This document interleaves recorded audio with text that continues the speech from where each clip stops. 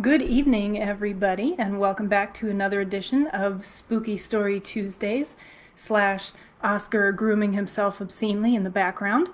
It is a pleasure to have you back, and I am also here with my special guest, Moonlight. She and I match today, as you may have noticed. I have an exciting lineup for this evening. We're going to be in much lighter territory than we were last week and probably the week before too. We're just going to take it easy and read some fun, interesting, weird stories that relate to animals and our creature and cryptid friends, and folk tales, ghost stories, and we will even visit the tale of one of my favorite cryptid creatures, and that is the sheep squatch. So do look forward to that.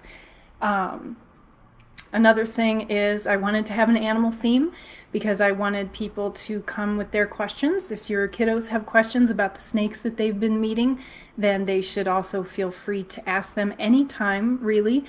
But you can also ask tonight if you want to, can check in and see if you had any questions or thoughts about our little babies. All right, let me show you the lineup.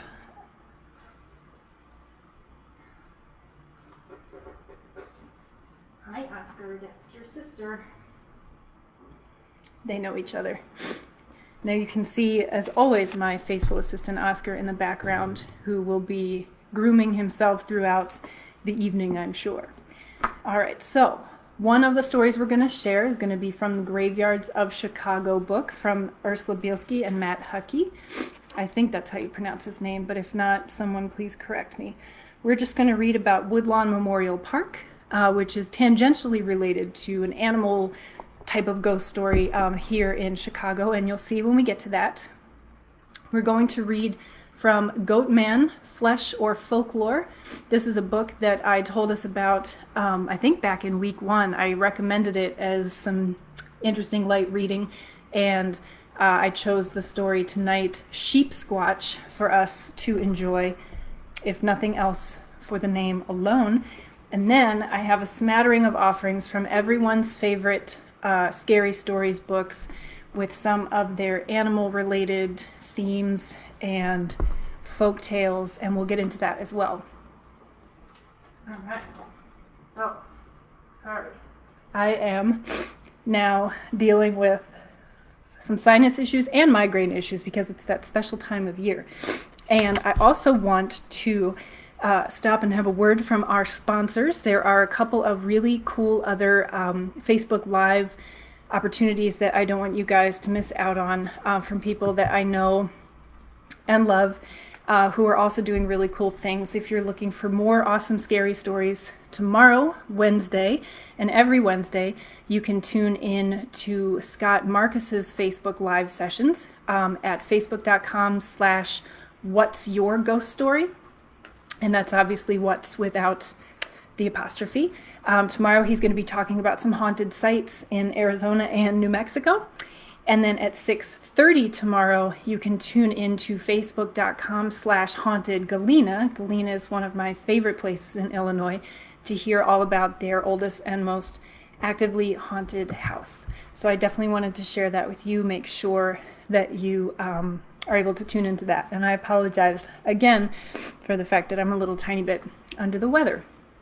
So Oscar seems to have disappeared, but he is around. I can hear him licking himself in the background, and I'm sure you will too. This is Moonlight. I did want tonight to be an opportunity for people to ask questions or think about questions you might have about my snakes. I know that some of the kiddos out there have been asking, and there's no stupid questions. And this is Moonlight. She's our spotted python. She will get a little bit bigger than this, but not by much. Spotted pythons are some of the smallest pythons in the world. And she comes from Australia, although she was born here in the U.S. Extreme close-up. All right. Without further ado, let's get to the stories. All right. Oh, And first of all, hi Johnny, how are you? And second of all, Scott corrected me. Tomorrow night will not be the Haunted Galena stuff.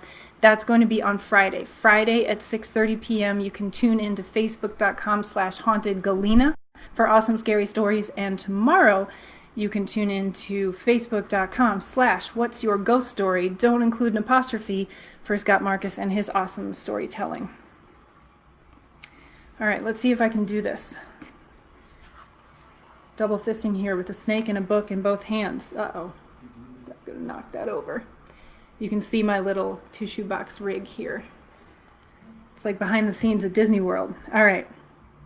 The first place we're going to read about is going to be Woodlawn Memorial Park. This is here in a little bit outside of Chicago in Forest Park. I'm just going to put her around my neck and let you guys have fun watching her climb on my head. This Forest Park burial ground is a hit with children. Just ask them about the elephants in the cemetery. Showman's Rest, Woodlawn's big drawing card, is maintained by the Showman's League of America for the burial of circus performers. Included among its resurrection-bound residents are 50 performers and crew members killed in a wreck of the Hagenbeck-Wallace circus train near Hammond, Indiana, in June 1918. Most of the headstones are marked with only nicknames, the Fat Man or Baldy, or unknown designations.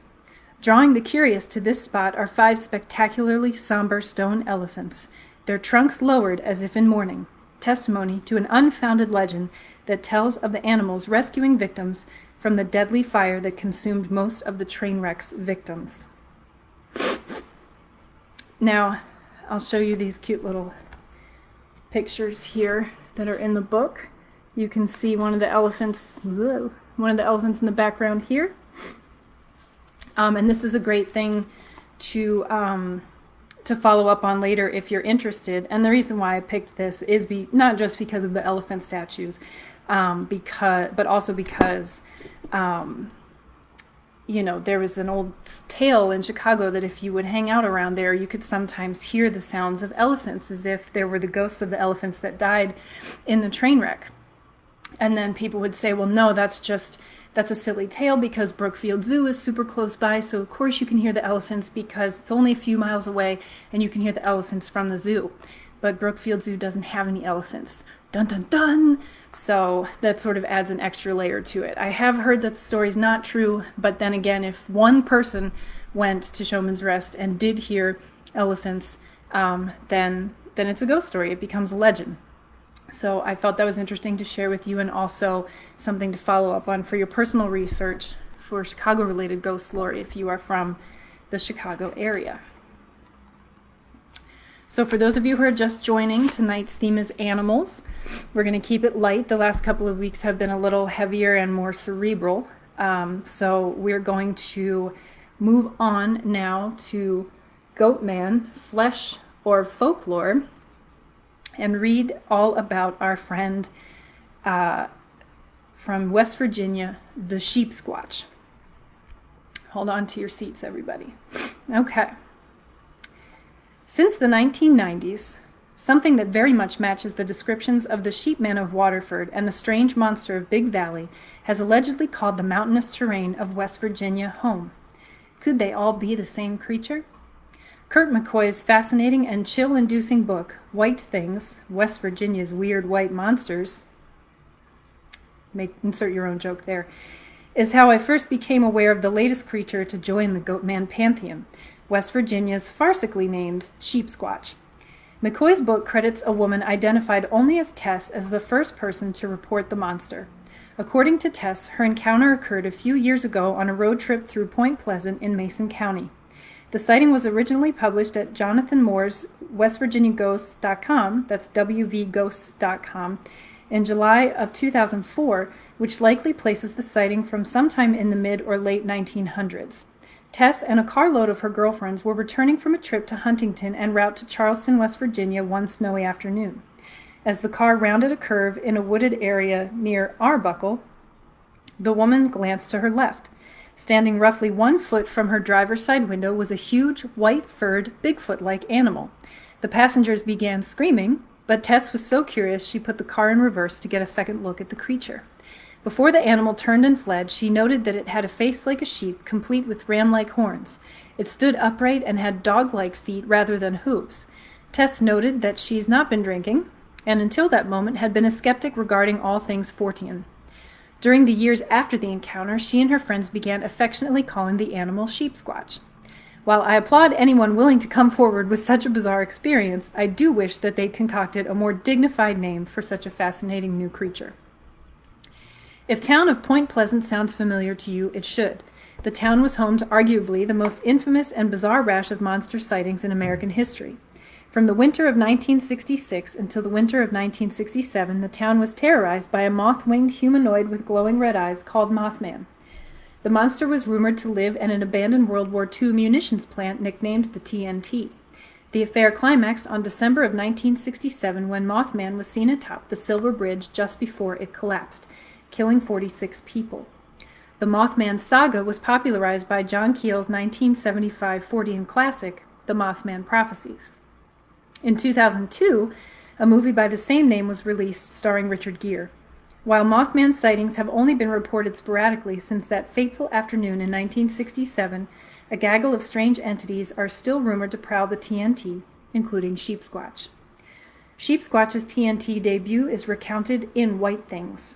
The witness was a former Navy man named Ed Rollins. Many sources claim that this sighting occurred in 1994, but the only date I can attach to it is October 14, 2004, the day the story was originally published at wvghosts.com. Ed grew up near Point Pleasant and was captivated by the Mothman sightings.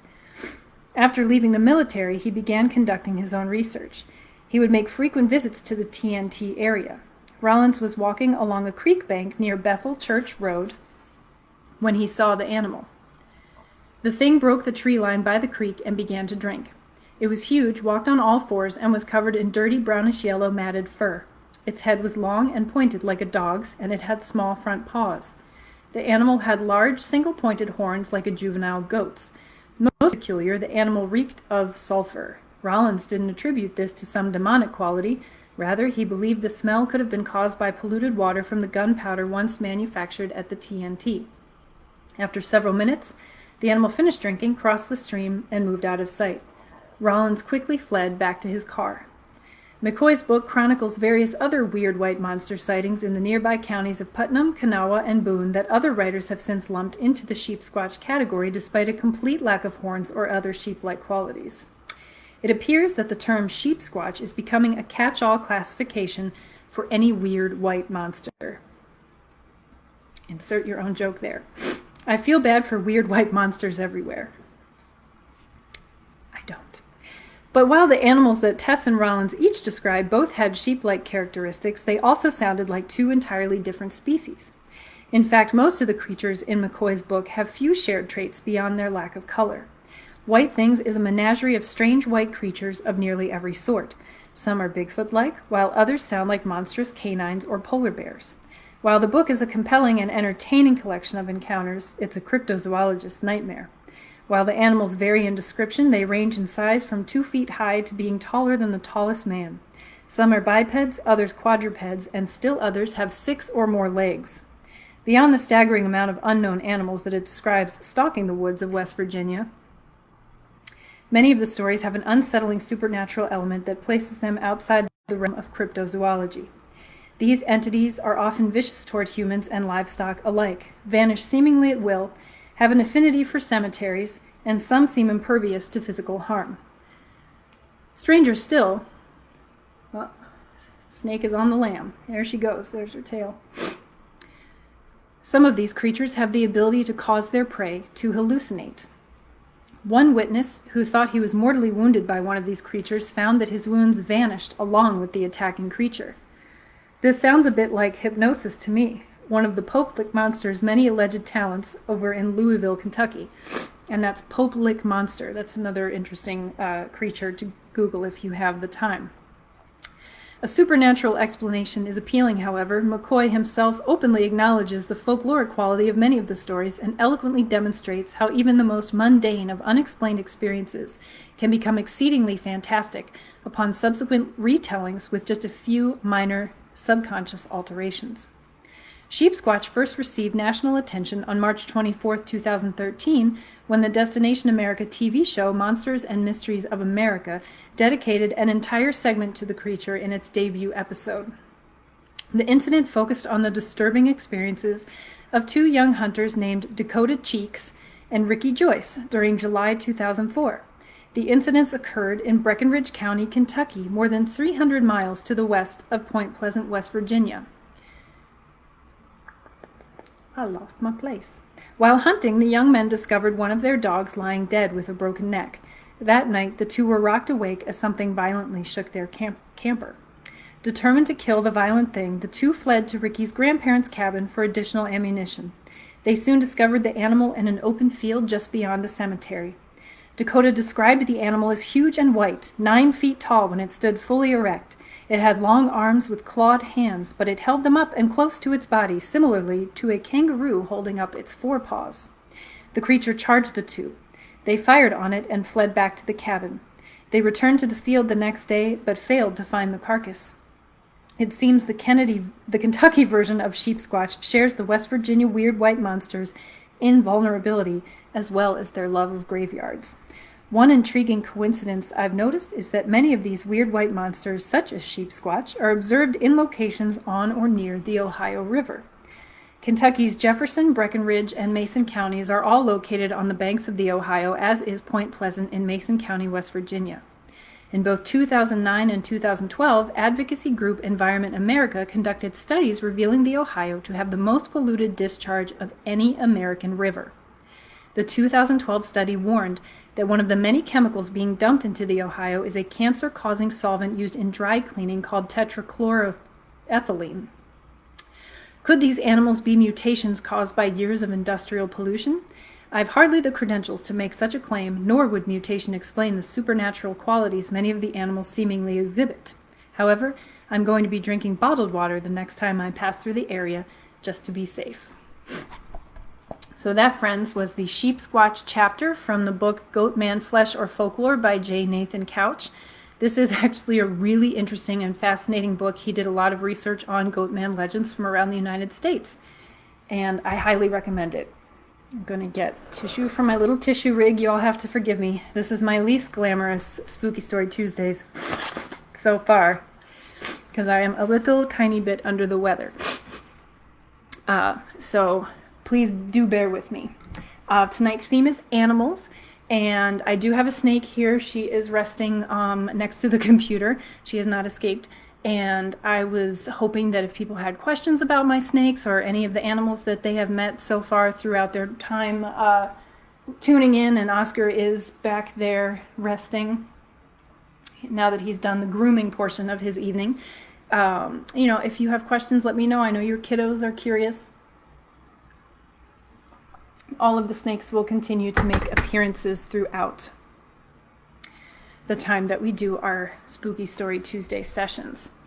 So, I do thank you, Johnny, for wishing me, to get better. I appreciate it. I'm totally fine. I'm just having hopefully some allergy issues.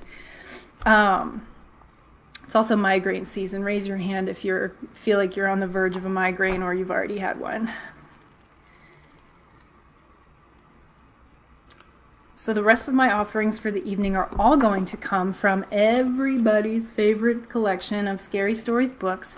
I wanted to keep this week kind of light, keep it medium kid-friendly, and the last couple of weeks have been on the heavier side with our material, so I just wanted to make sure that we just tell some good old-fashioned fun, weird stories, all animal-themed.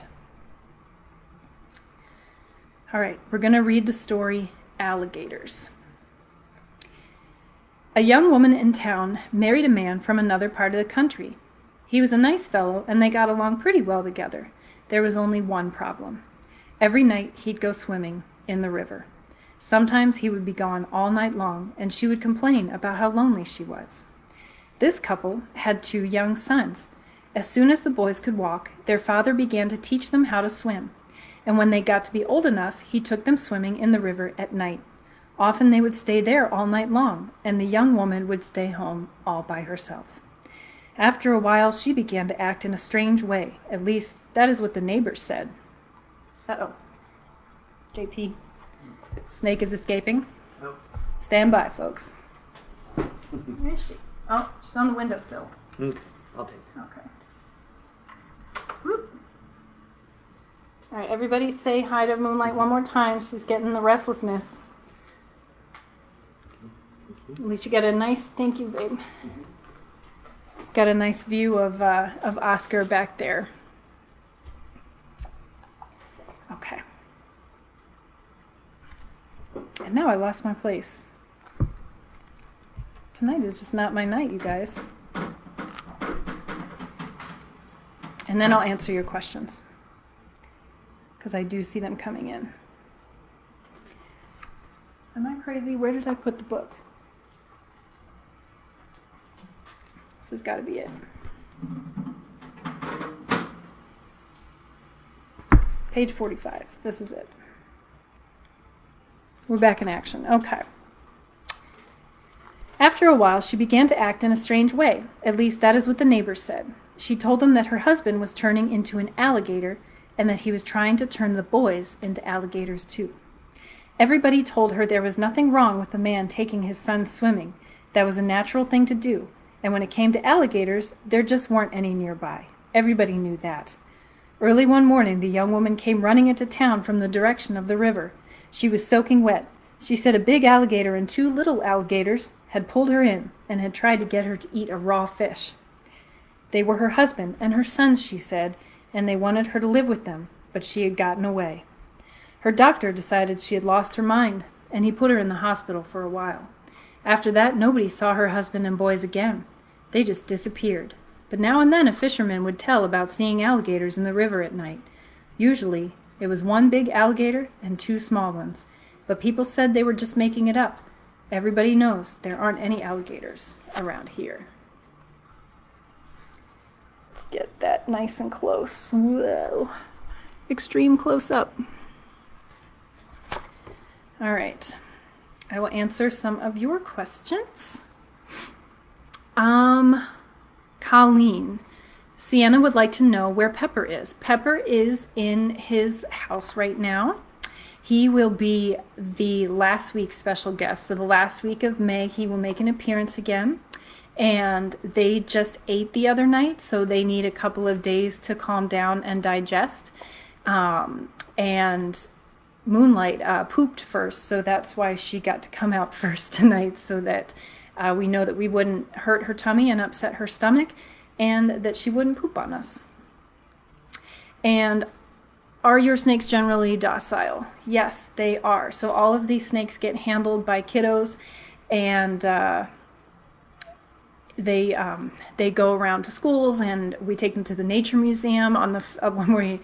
When the world was normal, we would take them to the nature museum once a month, and with the Chicago Herpetological Society, and people could pet them and visit with them. So our snakes are very docile. I would use the word friendly and easy to handle. Pepper is our spiciest one. That's why we named him that. And also because it looks like somebody sprinkled him with some pepper. But he's a young boa, and young boas tend to be a little more nervous and skittish, and then they kind of calm down when they get older. But we've done a lot of work with him, and so we mostly let him get held by people who are maybe age 10 and up or 12 and up, and they still do fine with him, and he's perfectly fine. And Scott says, hubby is wearing a shirt that matches your story. That's true. He had a shirt with an alligator on it. And then I thought I saw one more question. Let me skim through here. Okay. All right, I think we're good to move on for now. Keep them coming. Now we're going to read one of my favorites. This is called Wait Till Martin Comes. I'm sure those of you who know this series will remember this one. An old man was out for a walk. When a storm came up, he looked for a place to take shelter. Soon he came to an old house. He ran up on the porch and knocked on the door, but nobody answered. By now rain was pouring down, thunder was booming, and lightning was flashing. So he tried the door. When he found it was unlocked, he went inside. Except for a pile of wooden boxes, the house was empty. He broke up some of the boxes and made a fire with them. Then he sat down in front of the fire and dried himself. It was so warm and cozy that he fell asleep. When he woke up, a black cat was sitting near the fire. It stared at him for a while. Then it purred. "That's a nice cat," he thought, and he dozed off again. When he opened his eyes, there was a second cat in the room, but this one was as big as a wolf. It looked at him very closely, and it asked, "Shall we do it now?" "No," said the other cat. "Let's wait till Martin comes." "I must be dreaming," thought the old man. He closed his eyes again. Then he took another look, but now there was a third cat in the room, and this one was as big as a tiger. It looked the old man over, and it asked, "Shall we do it now?" "No," said the others. "Let's wait till Martin comes." The old man jumped up, jumped out the window, and started running. "When Martin comes, you tell him I couldn't wait," he called. And there is the picture.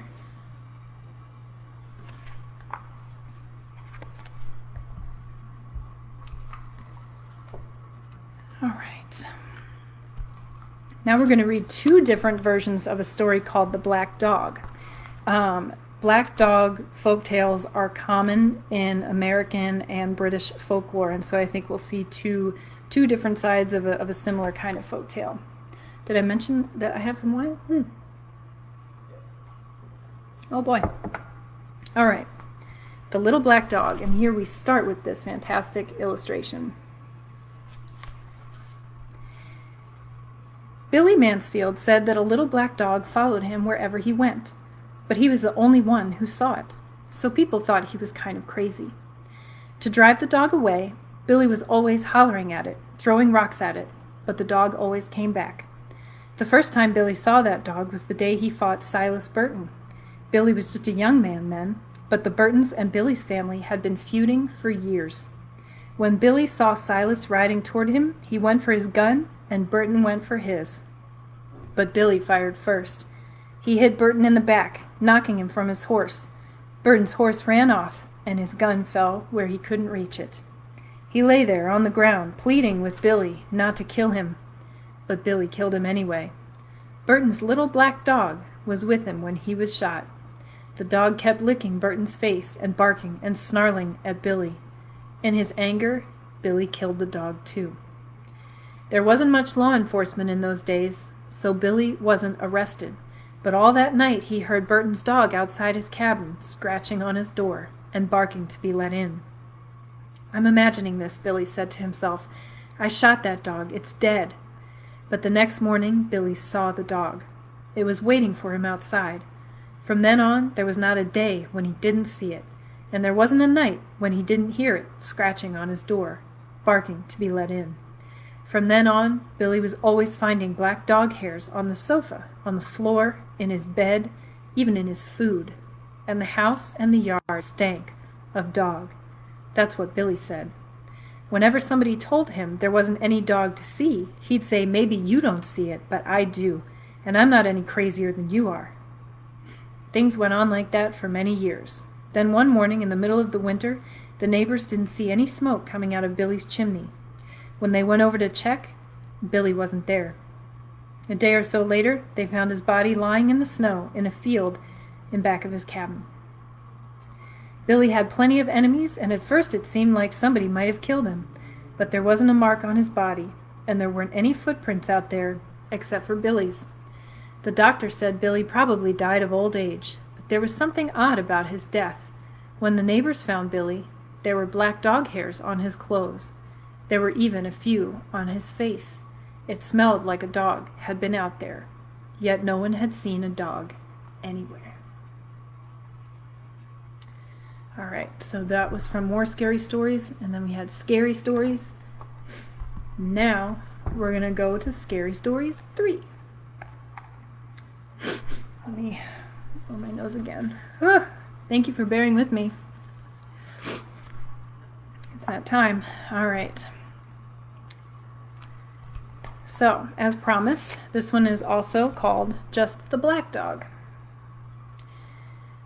It was 11 o'clock at night. Peter Rothberg was in bed on the second floor of the old house where he lived alone. It had gotten so chilly he went downstairs to turn up the heat. As Peter was on his way back to bed, a black dog ran down the stairs. It passed him and disappeared into the darkness. "Where did you come from?" Peter said. He had never seen the dog before.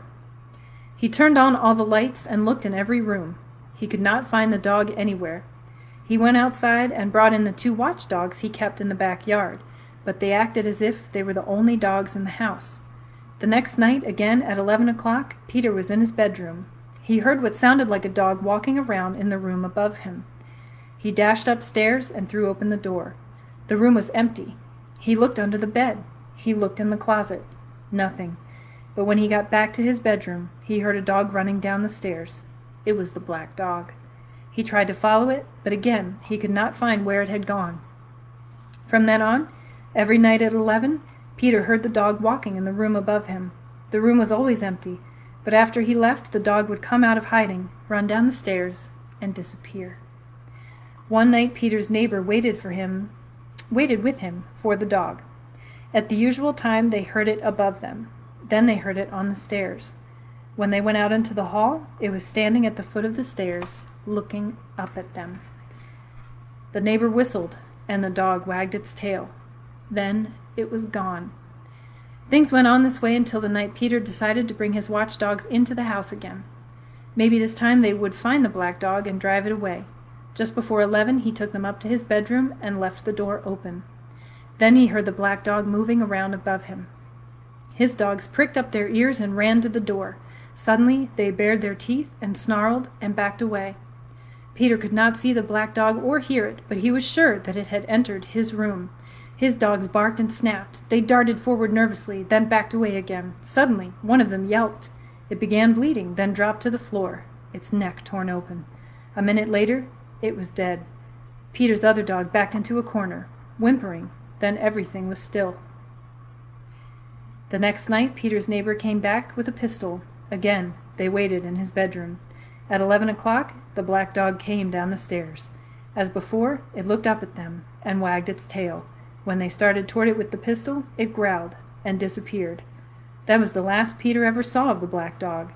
But it did not mean that the dog was gone. Now and then, always at 11, he heard it moving around above him. Once he heard it running down the stairs, but he never managed to see it again. But he knew that it was there. And that's one of my favorite illustrations from the whole series there. And yes, moral of the story being not to hurt our animal friends. All right. I do believe that we have time for one more. Let's do, I suppose, let's do Sam's New Pet. This is another one that I think everybody remembers from their childhood, having to mull over a long time after reading it, especially because of the illustration. Sam stayed with his grandmother when his parents went to Mexico for their vacation. Oh, and it's Cinco de Mayo. "We are going to bring you back something nice," his mother told him. "It will be a surprise." Before they came home, Sam's parents looked for something Sam would like. All they could find was a beautiful sombrero. It cost too much, but that afternoon, while they were eating their lunch in a park, they decided to buy the sombrero after all. Sam's father threw what was left of their sandwiches to some stray dogs, and they walked back to the marketplace. One of the animals followed them. It was a small gray creature with short hair, short legs, and a long tail. Wherever they went, it went. "Isn't he cute?" Sam's mother said. "He must be one of those Mexican hairless dogs. Sam would love him." "He's probably somebody's pet," Sam's father said. They asked several people if they knew who its owners were, but no one did. They just smiled and shrugged their shoulders. Finally, Sam's mother said, "Maybe he's just a stray. Let's take him home with us. We can give him a good home, and Sam will love him." It is against the law to take a pet across the border, but Sam's parents hid the animal in a box, and no one saw it. When they got home, they showed it to Sam. "Well, that's a pretty small dog," said Sam. "He's a Mexican dog," his father said. "I'm not sure what kind. I think it's called a Mexican hairless. We'll find out. But he's nice, isn't he?" They gave the new pet some dog food. Then they washed it and brushed it and combed its fur. That night it slept on Sam's bed. When Sam awakened the next morning, his pet was still there. "Mother," he called, "the dog has a cold." The animal's eyes were running, and there was something white around its mouth. Later that morning, Sam's mother took it to a veterinarian. "Where did you get him?" the vet asked. "In Mexico," she said. "We think he's a Mexican hairless. I was going to ask you about that." "He's not a hairless," the vet said. "He's not even a dog. He's a sewer rat, and he has rabies."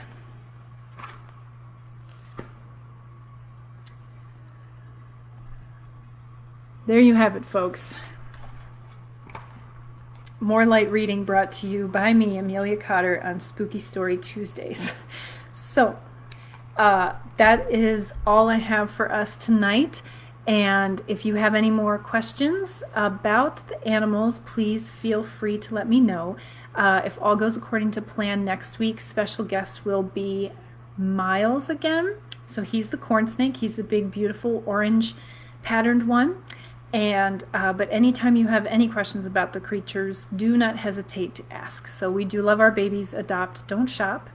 And also, I have other friends who are doing Facebook Live sessions, and I want to remind you to tune in tomorrow. Scott and Marcus at facebook.com/What's Your Ghost Story, and that's without any apostrophes. We'll be telling some interesting ghost stories from the Southwest.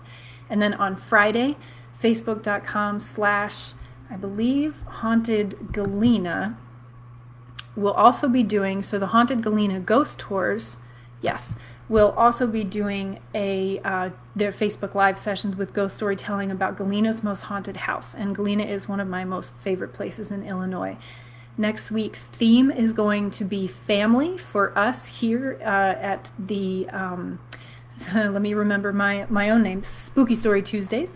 And so I'm looking forward to sharing that week with you as well. And I think I covered everything that I meant to. Again, thank you for bearing with me while I had some sniffles and some, animal handling snafus. So the snakies say hi, and Oscar as well. Where is he? Boop, snoozing. And that's what we'll probably be doing early tonight as well. So everybody have a good night, and I will see you next week. Thanks for coming.